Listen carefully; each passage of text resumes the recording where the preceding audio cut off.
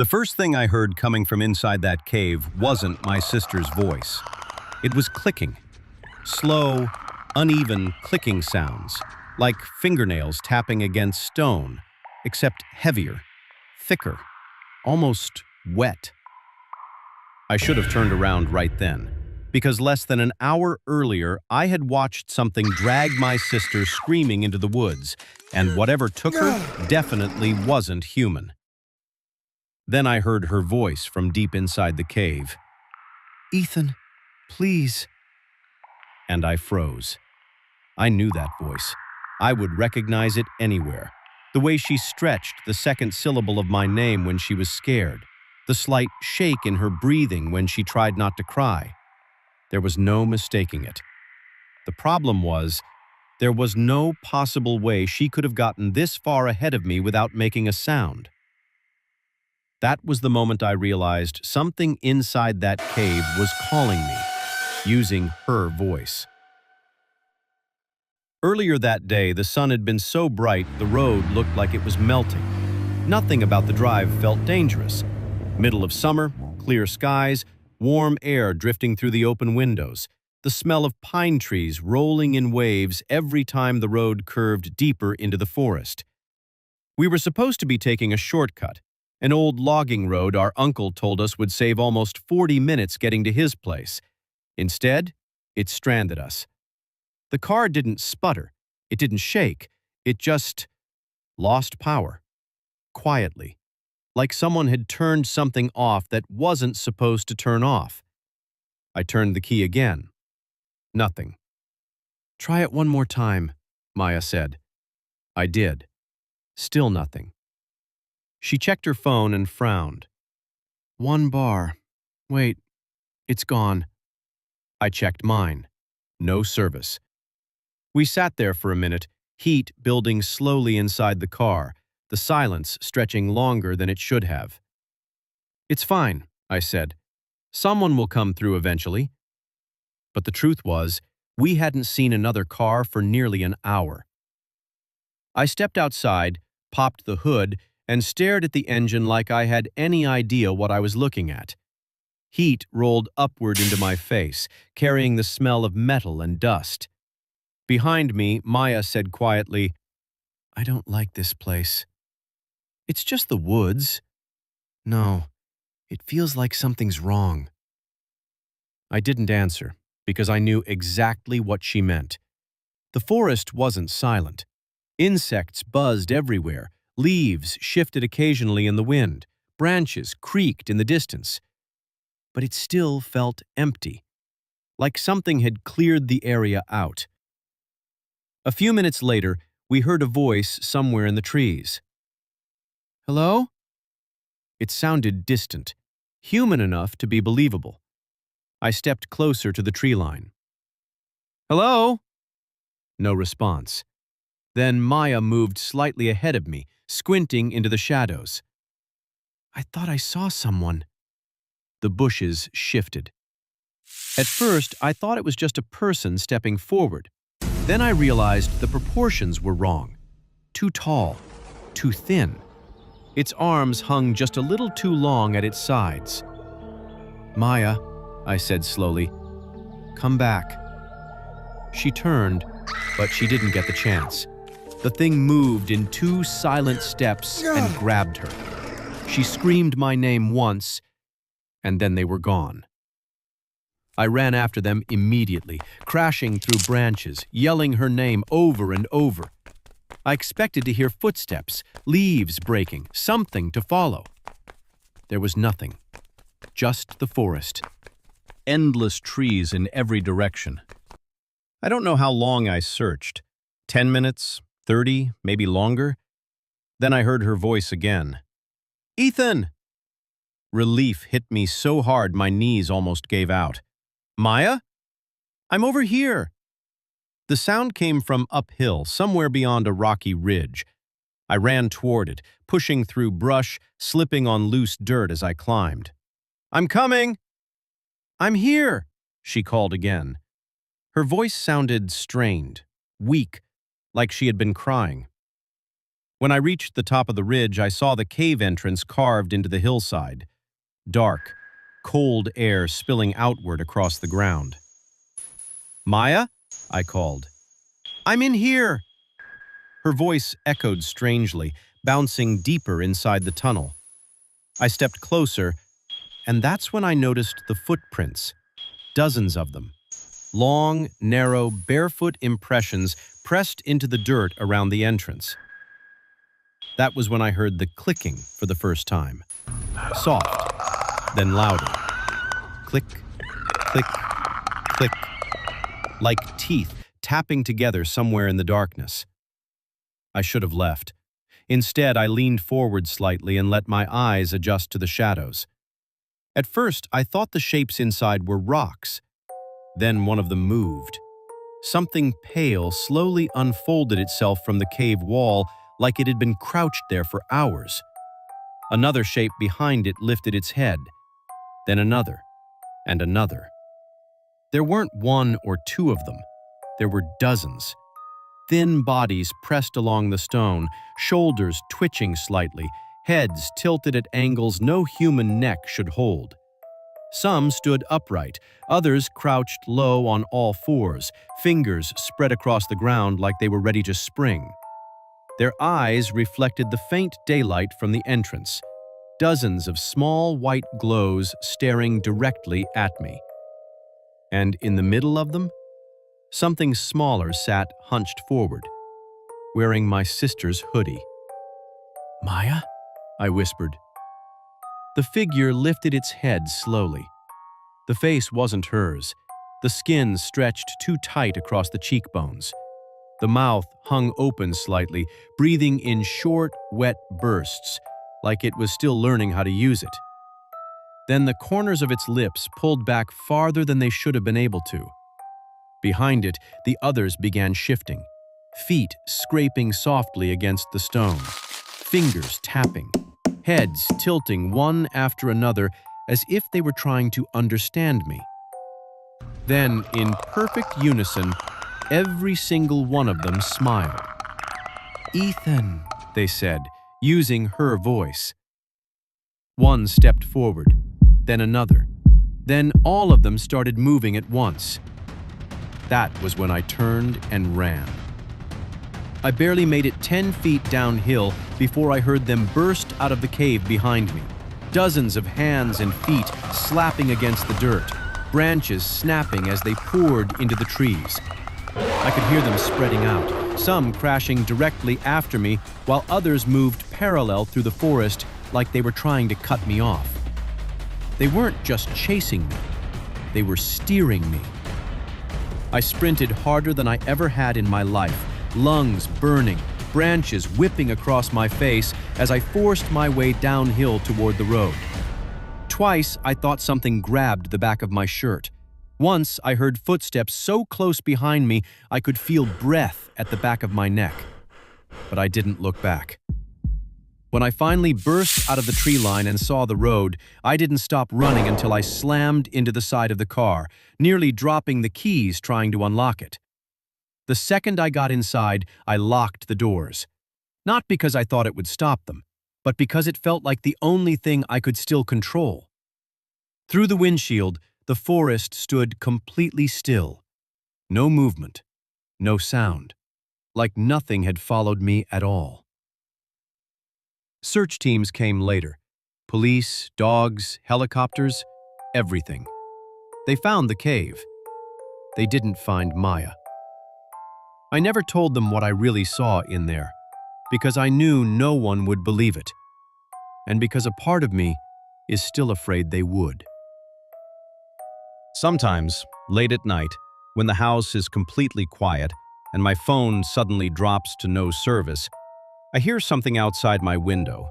Soft, familiar. "Ethan."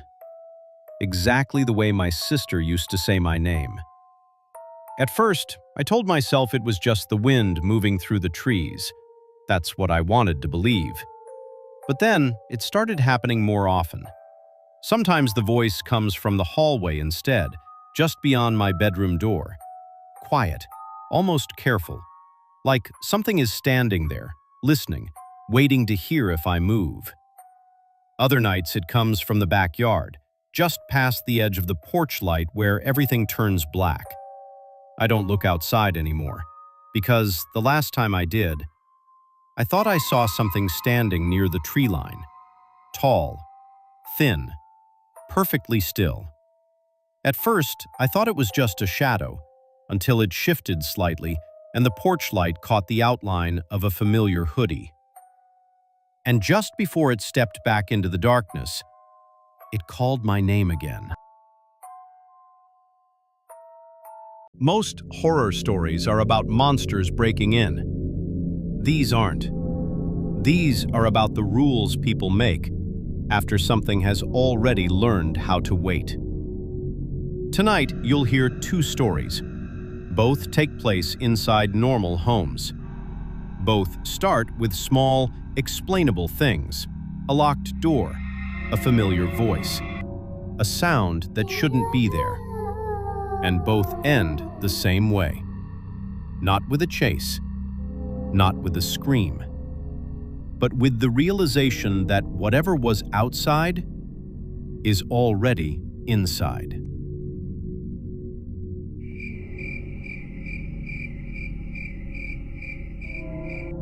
My father never let the door stay unlocked after 9:12. Every night at exactly 9:12, my father locked the front door. Not 9:10, not 9:15, exactly 9:12. First the knob, then the deadbolt, then the sliding latch, then the chain, and finally a wooden wedge he jammed so hard beneath the door that the frame bowed inward. 5 steps, always in the same order, every single night.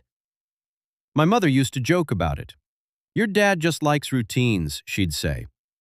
But routines don't come with shaking hands, and they don't come with prayers whispered under your breath.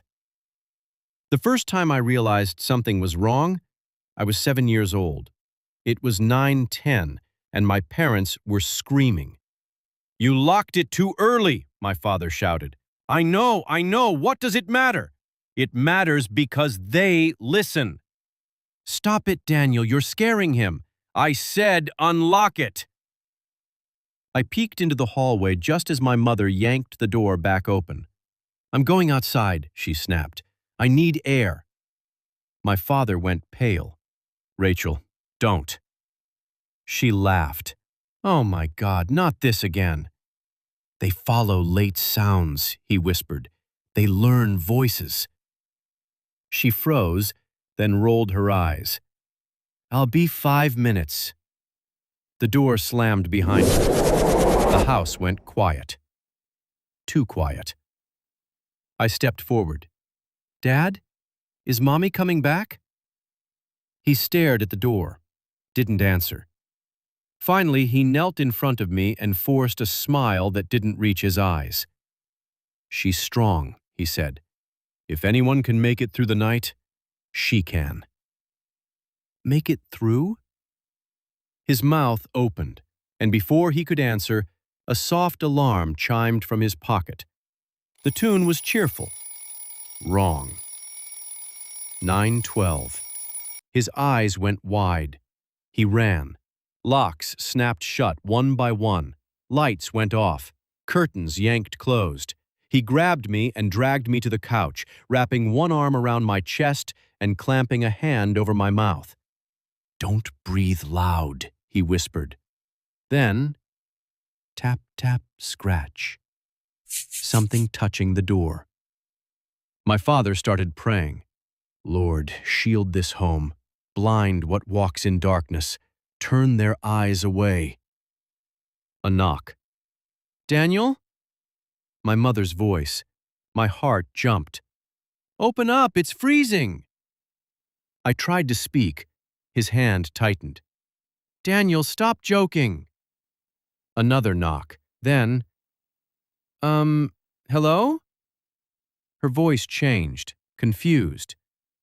"Sir, could you help me?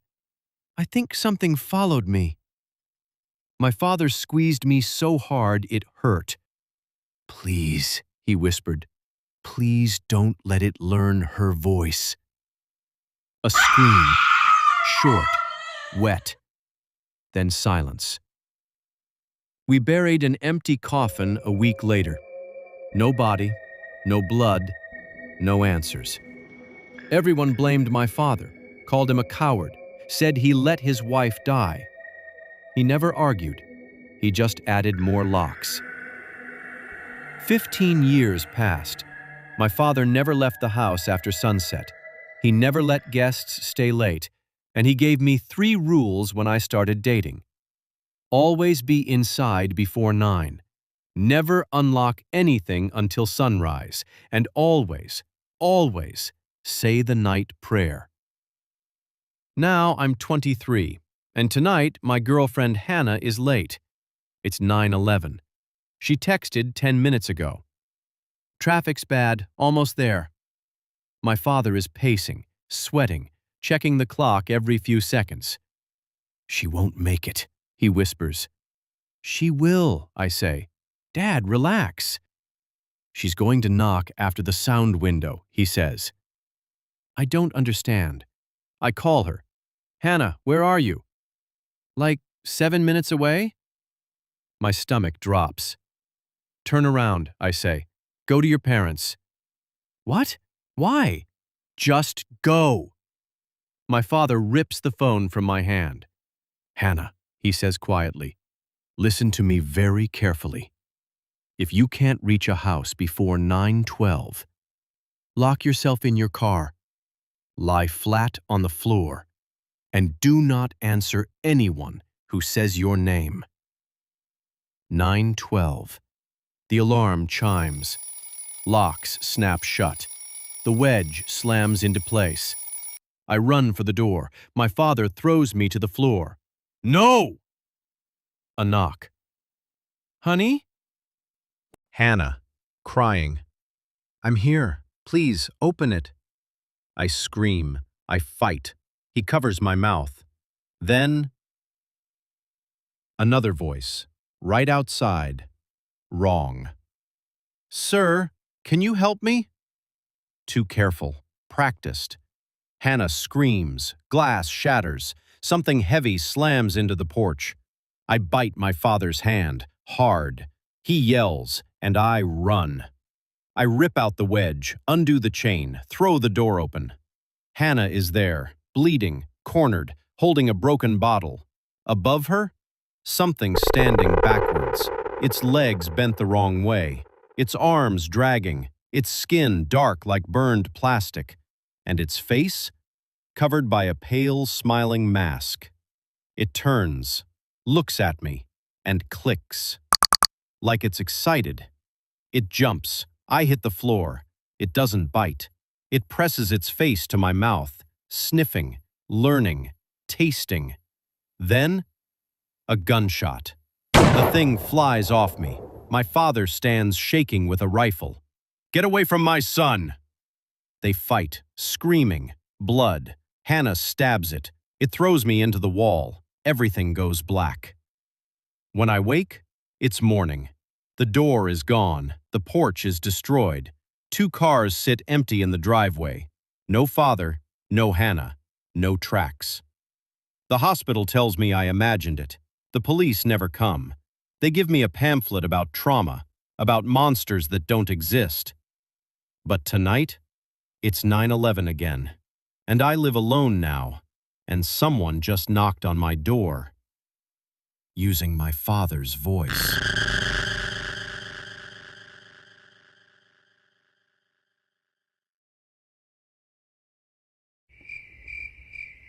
The Skinwalker. I didn't believe in skinwalkers. I thought they were just stories people told around campfires. But one night, something crawled through my cat door and started practicing my voice. And now I'm trapped upstairs in my own house, listening to it learn how to replace me. It started with a noise. Not a bang, not a crash, just a quiet rattling sound coming from somewhere downstairs. The kind of sound you only hear when you're half asleep, the kind your brain tries to ignore. I rolled over in bed and checked the clock. 2:41 a.m. Then I heard it again. Click, scrape, click. I groaned and threw my blanket aside. Silver, I muttered. My cat had a bad habit of losing the magnet on her collar and slamming the cat flap all night when she wanted attention. If anything in her routine changed, she made sure the whole house knew. Barefoot and irritated, I walked down the stairs and into the dark kitchen. Moonlight spilled across the tiles. The back door was moving, not swinging, twitching. The cat flap was snapping open, then shut, then open again. Slow, deliberate. I crouched and whispered, "Silver?" And that's when I saw the feet. Dirty, bare, human, standing on my back porch. The flap slammed shut. Something pressed against the frosted glass. A face. Not clear, just a pale shape smearing moisture across the window before pulling away. Something brushed my leg. I screamed and jumped back. Silver stood behind me, tail flicking, perfectly calm. The porch was empty. No shadow, no footprints, nothing. I told myself it was a drunk, someone confused. I believed that, for exactly 6 days. The second time I woke to Silver crying. Not hunger, not attention. Fear. High-pitched, broken, repeating. I followed the sound downstairs, wrapping my robe tight around me. "All right, baby, I'm coming." The kitchen was dark, but something was moving near the back door. Then I opened the fridge. He was already inside. Half of him. His head and shoulders forced through the cat flap like something trying to be born the wrong way. His face was unfinished, skin too smooth, eyes too large and wet. No real ears, just torn flaps of flesh. A nose that ended in a soft pink nub. Black hair growing in random patches across burned, scarred skin. His tongue hung out of his mouth, thick and blue, like he'd forgotten how to close it. His arms were too long, fingers bending backward as they clawed across my floor. He looked at me and opened his mouth. Meow. Perfect. Exactly like my cat. I screamed. I threw whatever I could grab. Plates shattered. A wine bottle hit his skull. He shrieked, not like a man, like a radio screaming through static. And then he folded, bones popping, joints twisting, and slid backward through the cat flap. Gone. I replaced every door the next morning. Steel frames, reinforced glass, no flaps, no gaps. The locksmith promised me nothing living could get through them. The police humored me. They wrote, "Attempted break-in by unknown male." They didn't believe a word. For a week, nothing happened. I slept again. I ate again. I almost convinced myself I imagined it. Then, one evening, I came home and saw Silver sitting at the top of the stairs. Not blinking, not moving, just staring into the living room. The lights were off. Something was breathing. Slow, wet, curled on my couch. It lifted its head, and this time, it was wearing my face. Not perfect. Close. My smile stretched too wide. My eyes empty. My voice came from its mouth. "Come here," it whispered. Silver hissed. I ran. It chased. Not fast. Confident. Like it knew I couldn't escape. I slammed myself into my bedroom and locked the door. Silence. Then, scratching. Careful. Polite. A pause. Then the sound that almost broke me. Silver's purr. Right outside my door. I stayed awake all night. Morning came. Nothing was there. The couch was untouched. The doors still locked. But Silver wouldn't go downstairs anymore. She refused to even look at the stairs. That night, I heard it again. Not in the kitchen, not at the door. On the stairs. Slow footsteps. 1, 2, 3. Stopping at the landing. Then my voice from below. Silver? My cat bolted under my bed and didn't come out for hours. The next night, it tried my mother's voice. The next, my sister's. Always polite, always calm, never knocking. Just waiting, learning. 3 days later, I came home to find muddy footprints in my hallway. Bare, human, leading to the couch, and stopping, right where someone would sit. That night, I heard cabinets opening, drawers sliding, the fridge humming, like it was practicing, testing how to live here. I called the police again. They told me to check for animals in the attic. I didn't tell them the voices were getting better. On the 7th night, I woke to breathing. Not downstairs, in my room. Slow, right beside my bed. I didn't move, didn't breathe, didn't open my eyes. Then, a whisper, in my own voice. Don't pretend you're asleep. My blood turned to ice. I felt the mattress dip, a weight beside me. And then, fingers brushing my hair. Not rough, gentle, curious, like someone memorizing. Your face is hard, it whispered thoughtfully. Yours moves too much. I screamed and kicked. The bed was empty. The door still locked. But my mirror was fogged. And written in the steam, in crooked letters, was one word. Almost. Now I live upstairs. I moved my mattress into the closet. I don't use mirrors anymore. Silver disappeared 2 nights ago. I hear purring downstairs, and sometimes, when I walk past my bedroom mirror, my reflection blinks. Just a little too late. Tonight, I heard my front door unlock, and footsteps climbing the stairs. Slow, careful, practiced, stopping right outside my room. And then my own voice whispered through the door. It's okay. I learned how to walk like you. Silence. The handle turned, and the last thing I heard before the lock clicked open was it purring, like it finally found its place to sleep.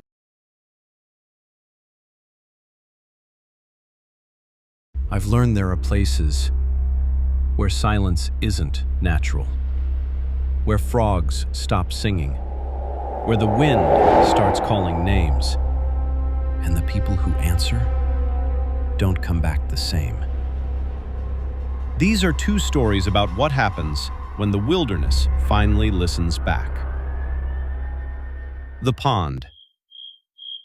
When I was a kid, I spent parts of my summers with my great-aunt Eleanor.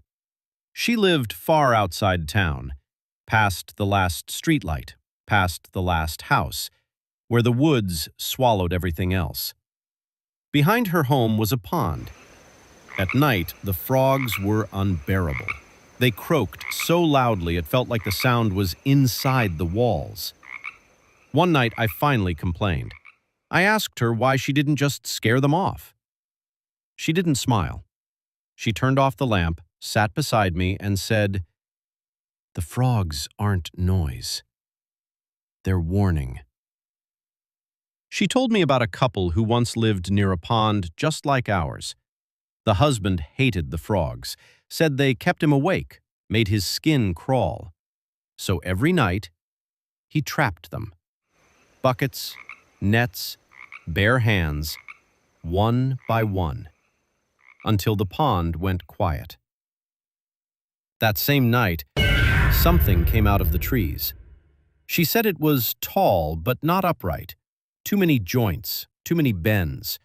Fingers long enough to drag through the dirt even when it wasn't moving. Its mouth never fully closed. Thin, pale teeth clicking together as it listened. She never said its name. She only said the frogs kept it away. When I asked what happened to the couple, she squeezed my hand hard and said, "Nothing was left to hear them scream." I never complained about the frogs again. Eventually, I forgot the story. I didn't believe any of it back then, until last month. I moved into a newly built rental on the edge of town. Modern, clean, dropped into wilderness like it didn't belong. Behind the property, there was a pond. The first night I heard the frogs, I smiled. The sound followed me to sleep for weeks.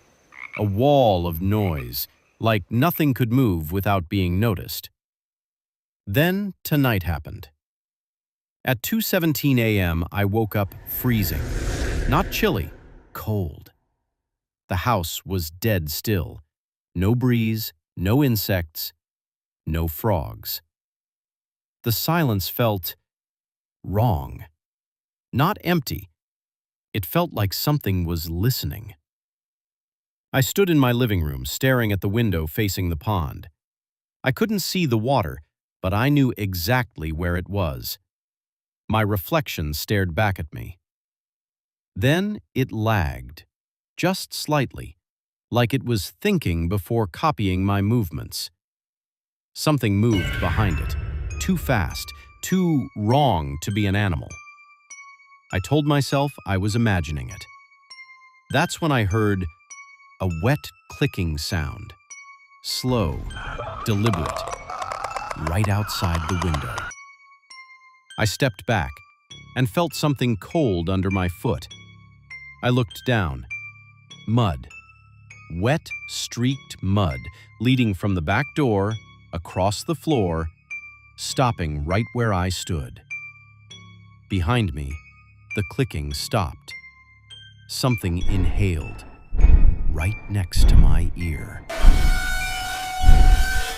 And far away, from the pond, a single frog croaked. Once. Then silence again. The wind wouldn't stop saying his name. The man had money. The man had money. Enough money to believe warnings were optional. He wanted to hunt where no one else would. Far north, past marked trails, past places people felt comfortable naming. At the trading outpost, every guide refused him. Too dangerous, too cold, too many stories. Eventually, one man agreed. His name was Isaac Graywater. He needed the money. They camped beside a frozen lake, the ice thick and pale beneath drifting snow. The forest pressed in from all sides, tall trees, too close together. For 3 days they hunted. Nothing. No animals, no tracks, no sound except their own breathing. On the third night, the wind came. It slammed into the trees, howled across the lake, shook the canvas of their tent. The hunter lay awake, listening. Then he noticed something wrong. The tent wasn't moving. He reached out and opened the flap. The trees stood perfectly still. Not a branch moved. Yet the wind kept screaming. And slowly, the sound changed. It wasn't wind anymore. It was a voice, stretching a name far too long. Isaac. Isaac. He turned. Isaac was sitting upright, pressed into the corner of the tent, arms wrapped around his legs, rocking. His lips trembled. "No," he whispered. "It's not time." The voice came again, closer. "Isaac." Isaac screamed. He lunged for the exit. The hunter tackled him, dragged him down. "You can't leave," he shouted. "You'll freeze out there." Isaac looked at him. His eyes were wide, too wide. "It's already here." The wind stopped, not fading, stopping, like the world had been muted. Something moved at the tree line, not stepping out of the forest bent around it. Branches bowed downward. Snow slid off limbs in heavy sheets, falling before anything visible supported the weight. Then, the hunter saw it. It was tall, but it wasn't standing. Its legs were bent the wrong way, joints folded too many times, like it didn't understand how bodies were supposed to work.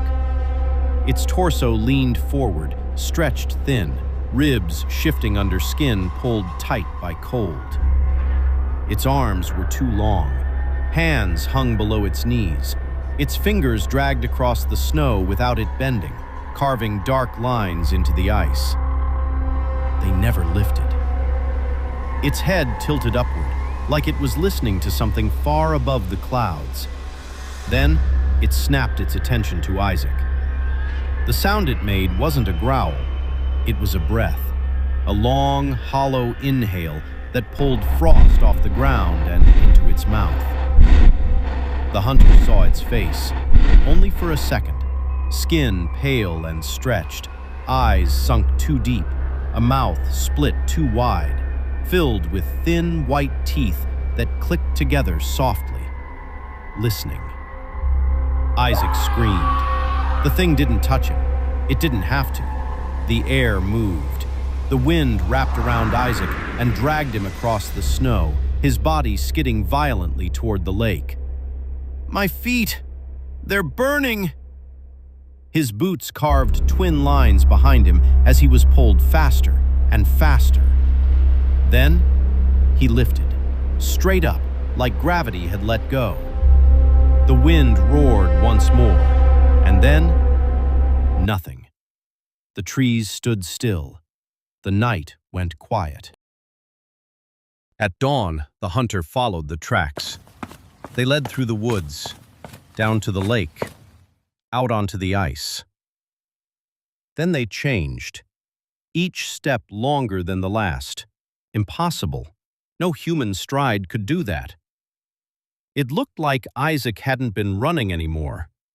It looked like he'd been taken. The tracks ended in the middle of the lake. No hole in the ice, no sign of a fall, just gone. As the hunter stood there, the wind picked up again, and from above, "My burning feet." The voice was everywhere, nowhere. The hunter ran. Weeks later, he reached civilization. No one had seen Isaac Greywater since. When he asked what might have happened, someone laughed. "Old stories," they said. "Something that rides the wind. They say it takes you fast, burns you away, then drops what's left." Days later, back at the trading post, an indigenous man sat by the fire, wrapped in a blanket, hat pulled low. The hunter felt sick. He recognized the shape. He approached. "Do you know Isaac Greywater?" No answer. "Are you Isaac?" Slowly, he lifted the hat. There was nothing underneath, just gray ash, still warm.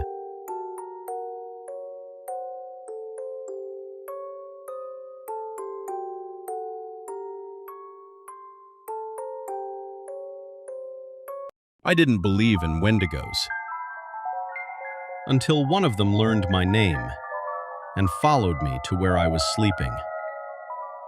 The stories you're about to hear come from two different people in two different parts of the country.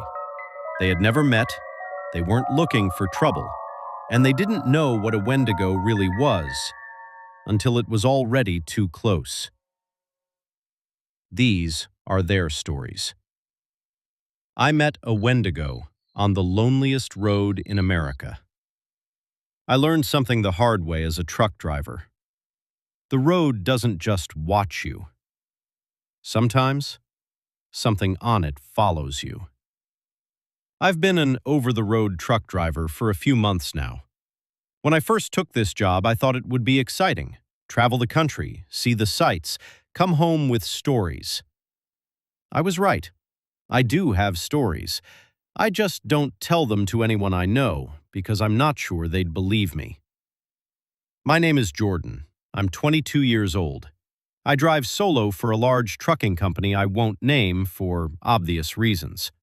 Ever since I finished training and got my own truck, I've seen some weird things. But nothing compares to what happened one night on a stretch of highway in Nevada known as the loneliest road in America. It was close to midnight. I still had about an hour before the nearest truck stop. The desert was pitch black, cold for a summer night, and the only thing keeping me awake was blasting freezing air straight into my face. I know that sounds irresponsible, but if you've never driven an 80,000-pound truck for 12 hours straight, you don't really understand. That's when something ran across the road. It came out of nowhere, white, fast. Before I could even hit the brakes, it disappeared into the brush on the other side of the highway. I barely got a look at it. It looked like a large dog, but it moved wrong, too fast, too smooth. I told myself it was just an animal and kept driving. Less than a minute later, my truck lurched violently to the left. I gripped the wheel, corrected, and eased onto the brakes, my heart slamming in my chest. Jackknifing an 18-wheeler isn't hard if you panic.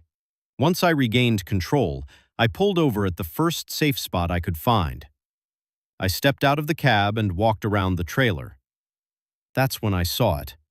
A massive dent in the side of my trailer, 5 feet wide, 5 feet tall. No scrape marks, no paint transfer, just crushed metal. I stood there staring at it, trying to make sense of what could have hit me, when I heard footsteps behind me. Dirt crunching, heavy. I turned around, and my blood went cold. It stood maybe 50 feet away from me. Tall, white, broad-shouldered. At first glance, it looked like a dog, but that word doesn't do it justice. It stood on 2 short, powerful legs. Its arms were long, far too long, hanging past its knees. Its chest rose and fell like it had been running for miles. Its head was shaped like a wolf's, but stretched, wrong. Rows of sharp teeth bared in a snarl, saliva dripping onto the dirt. Its eyes were completely black, not dark, empty, and they were locked on me. I don't know why, but the only thing I could think to say was, "You're one ugly It snarled. Then it turned, dropped down onto all fours, and walked away into the darkness. I didn't move for a long time. When I was sure it was gone, I sprinted back into my truck, locked the doors, and pulled onto the highway. I drove like my life depended on it, because it felt like it did. I made it to a small roadside motel about 30 minutes later. I parked under a light, backed my trailer up tight, and went inside. I didn't sleep much. Every sound made my heart race. But eventually, exhaustion won. I woke up to silence. Not desert silence, wrong silence. No wind, no distant traffic. Then I felt it. That feeling you get when someone is watching you. I turned my head, and there it was, standing outside my motel window.